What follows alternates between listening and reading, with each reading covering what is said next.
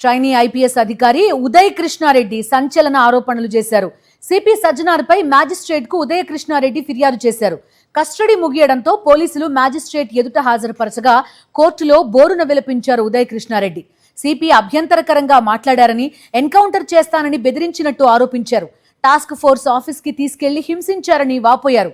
CC కెమెరాలు లేని చోట విచారించారని మ్యాజిస్ట్రేట్ కు ఫిర్యాదు చేశారు ఉదయ్ కృష్ణారెడ్డి.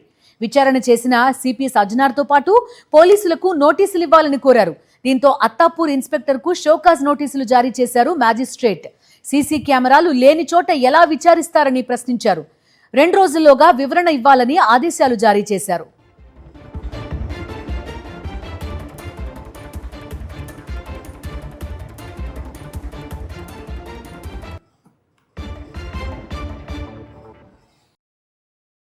మరిన్ని అప్డేట్స్ కోసం ఛానల్ ను సబ్స్క్రైబ్ చేయండి. నోటిఫికేషన్స్ కోసం బెల్ ఐకాన్ పై క్లిక్ చేయండి.